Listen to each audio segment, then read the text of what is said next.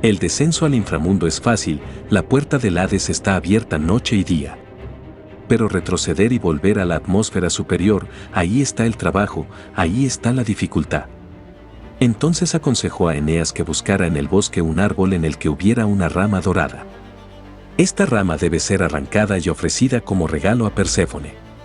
Si el destino era propicio, se quedaría en la mano de Eneas, dejando el tronco del árbol, de lo contrario, ninguna fuerza sería capaz de arrancarlo. Si se arranca, otro le seguirá. Eneas siguió las instrucciones de la sibila. Afrodita, su madre, envió a 2 de sus palomas a volar delante de él para enseñarle el camino, y gracias a ellas encontró el árbol, arrancó la rama y volvió con ella a la sibila. Las aguas emitían vapores mefíticos, de modo que no había vida en sus orillas, y ningún pájaro volaba sobre ellas. Allí se encontraba la cueva que daba acceso a las regiones infernales, y allí Eneas ofrecía sacrificios a las deidades del inframundo, Perséfone, Hécate y las furias. Inmediatamente después, se oyó un rugido procedente de las profundidades de la tierra, los bosques que cubrían las colinas se agitaron y el ladrido de los perros anunció la aproximación de las divinidades. Ahora, dijo la sibila, ármate de todo tu valor, porque lo necesitarás. Bajó a la cueva y Eneas la acompañó. Ante el umbral del infierno, pasaron un grupo de seres que la sibila reveló que eran dolores, ansiedades vengativas, enfermedades pálidas, vejez melancólica, miedo y hambre que inducen al crimen, cansancio, miseria y muerte, formas horribles de ver. Las furias extendieron allí sus lechos, y también la discordia, cuyos cabellos estaban formados por serpientes, unidas por una cinta sangrienta. Allí también estaban los monstruos, Briareus, con 100 brazos, las hidras, que siseaban, y las quimeras, que echaban fuego por la boca y las narices. Eneas tembló al verlo, sacó su espada y habría atacado, si la sibila no se lo hubiera impedido. Luego se dirigieron al río Negro, el Cóctico, donde encontraron al barquero Caronte, viejo y escamoso, pero fuerte y vigoroso, que recibía en su barca a pasajeros de todo tipo, héroes magnánimos, jóvenes y vírgenes, tan numerosos como las hojas en otoño o las bandadas de pájaros que vuelan hacia el sur cuando se acerca el invierno. Todos se agolparon para pasar, ansiosos por llegar a la orilla opuesta. El severo barquero, sin embargo, solo tomó a los que eligió, haciendo retroceder al resto.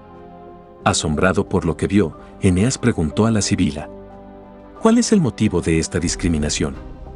Los que son acogidos a bordo de la barca son las almas de los que han recibido los debidos ritos funerarios, los espíritus de los demás que han permanecido insepultos no pueden pasar el río, sino que vagan 100 años por debajo y por encima de su orilla, hasta que finalmente son llevados. Eneas se entristeció, recordando a sus propios compañeros que habían perecido en la tormenta. En ese momento vio a su piloto Palinuro, que había caído por la borda y se había ahogado.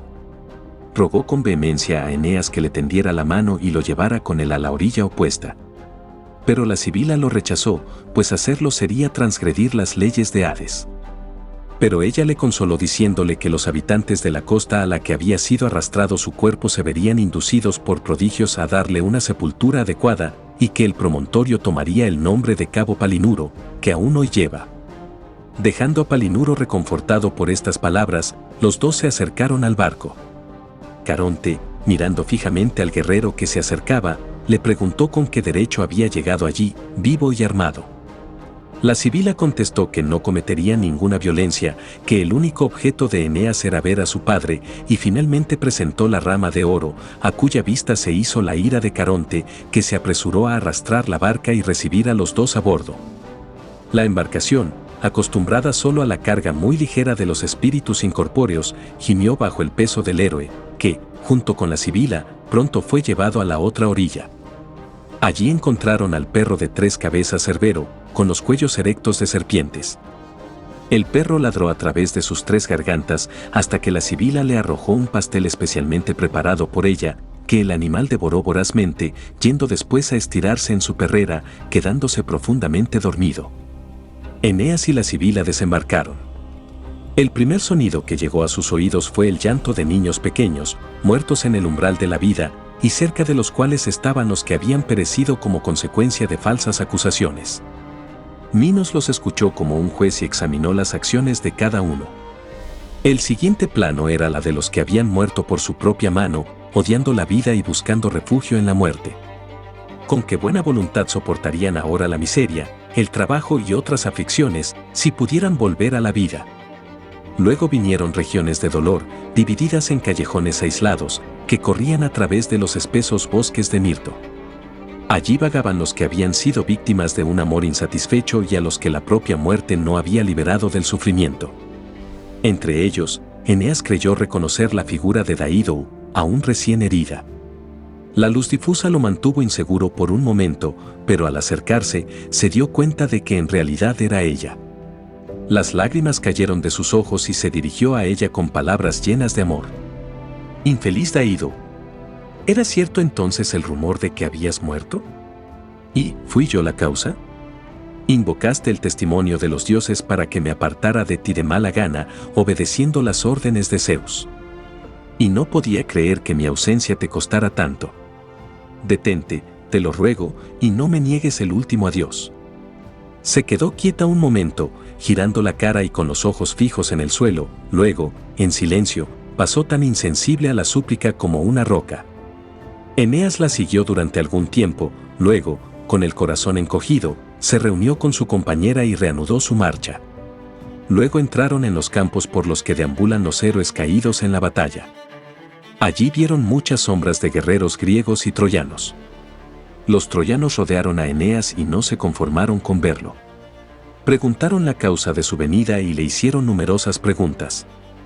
Sin embargo, los griegos, al ver su armadura, que brillaba en aquella atmósfera oscura, reconocieron al héroe y, presos del terror, le dieron la espalda y huyeron, como solían hacer en las llanuras de Troya. De buena gana, Eneas se habría quedado con sus amigos troyanos, pero la sibila le instó a darse prisa. Llegaron a un lugar donde el camino se dividía, uno conducía al Elíseo, el otro a las regiones de los condenados. Eneas vio por un lado las murallas de una gran ciudad, alrededor de la cual el Flectón hace rodar sus furiosas aguas. Ante él estaba la puerta de bronce, que ni los dioses ni los hombres podían derribar. Junto a la puerta había una torre de hierro, donde Tisífeni, la furia vengativa, hacía guardia.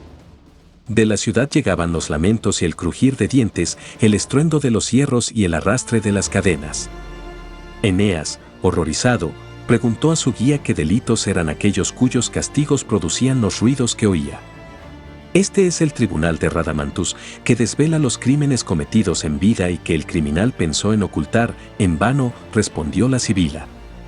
Tisífeni aplica su látigo escorpión y entrega al criminal a sus hermanas, las furias.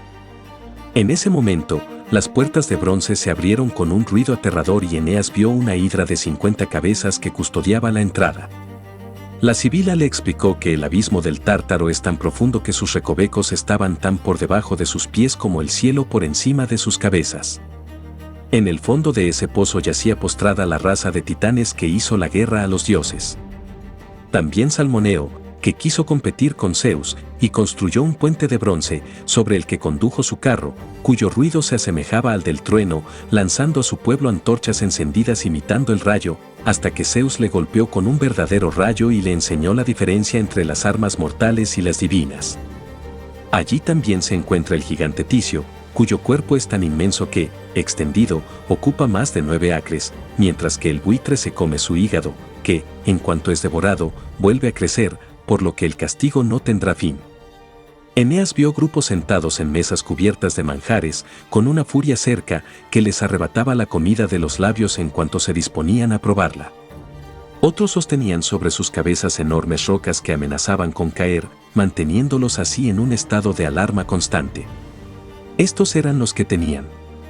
Estos eran los que odiaban a sus hermanos, ultrajaban a sus padres, engañaban a los amigos que confiaban en ellos o, habiéndose enriquecido, se quedaban con el dinero solo para ellos, sin permitir que otros lo compartieran. Estos últimos constituían el grupo más numeroso.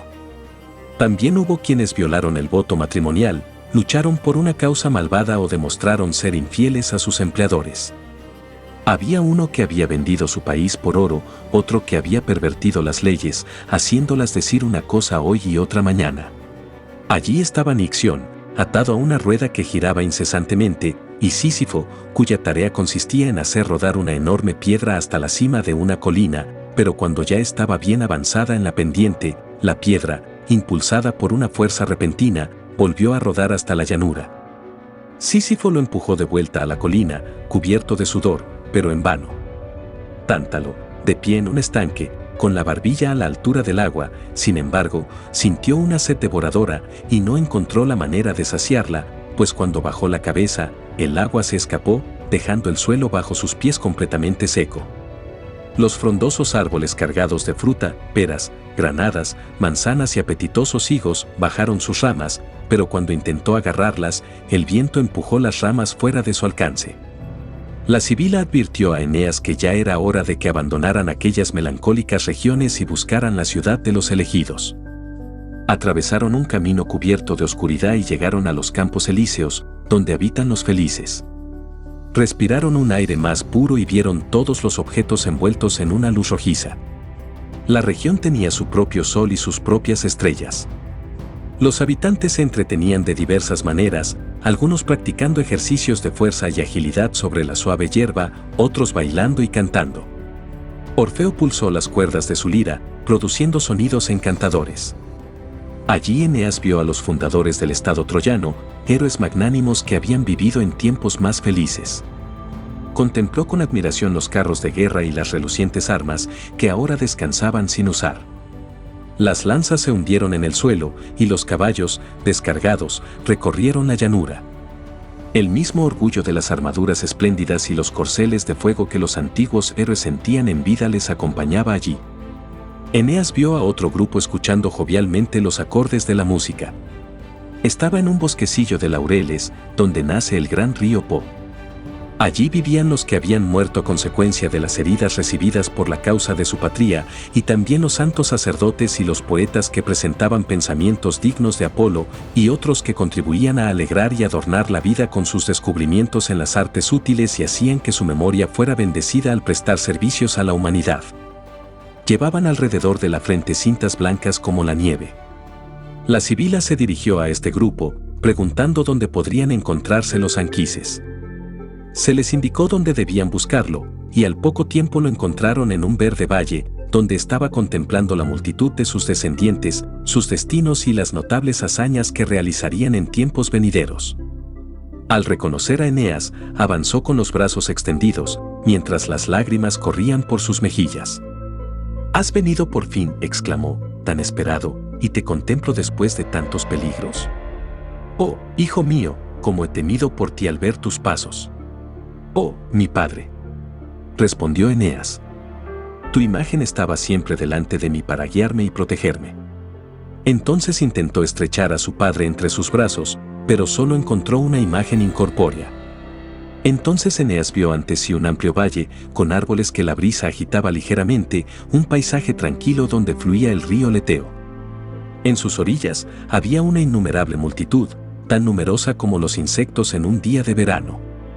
Sorprendido, Eneas preguntó quiénes eran y Anquises respondió: «Son las almas que deben recibir los cuerpos a su debido tiempo.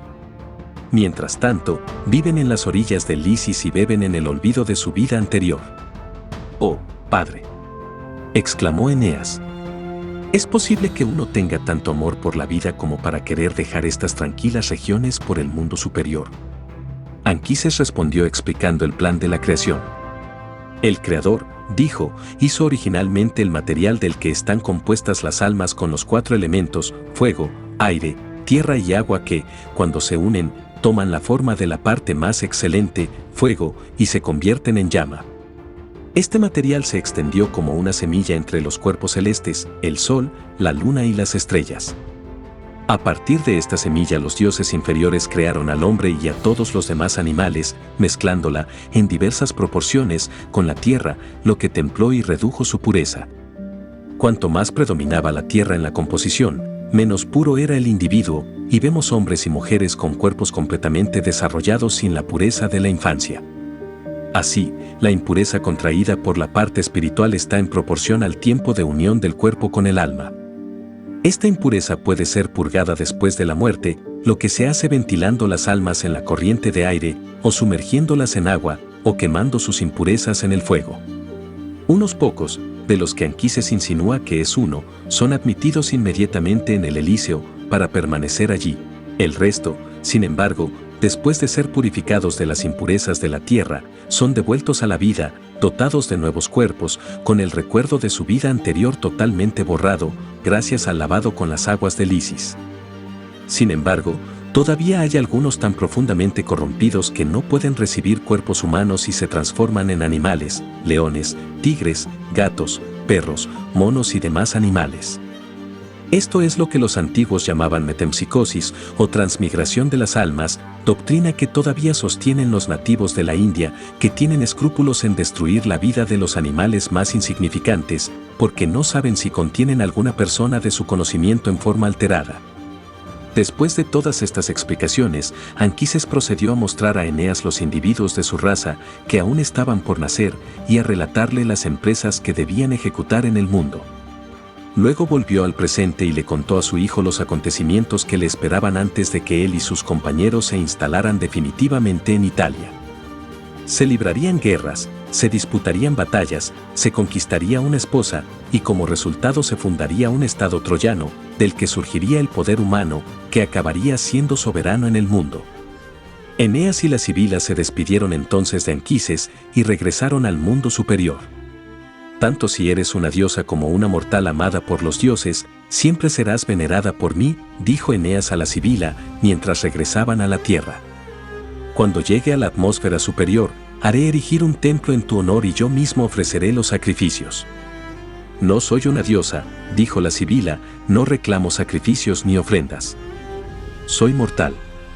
Sin embargo, si hubiera aceptado el amor de Apolo, podría haber sido inmortal. Prometió satisfacer mi voluntad si yo aceptaba ser suya. Cogí un puñado de arena y extendiendo el brazo que lo sostenía dije, concédeme ver tantos cumpleaños como granos de arena tenga en mi mano. Por desgracia, me olvidé de pedir la juventud eterna. Eso también me lo habría concedido si hubiera aceptado su amor, pero, ofendido por mi negativa, me dejó envejecer. Mi juventud y la fuerza de la juventud hace tiempo que pasaron. He vivido 700 años, y para igualar el número de granos de arena, todavía tengo que ver 300 primaveras y 300 otoños. Mi cuerpo se debilita con el paso de los años, y con el tiempo perderé la vista, pero mi voz permanecerá y las edades futuras respetarán mi palabra. Estas últimas declaraciones de la Sibila son una alusión a sus poderes proféticos. En su cueva, solía escribir en hojas recogidas de los árboles los nombres y destinos de los individuos. Las hojas así escritas se disponían en orden dentro de la cueva y podían ser consultadas por los devotos, pero si al abrir la puerta entraba el viento y dispersaba las hojas, la Sibila no podía restablecerlas de nuevo, y el oráculo se perdía irremediablemente.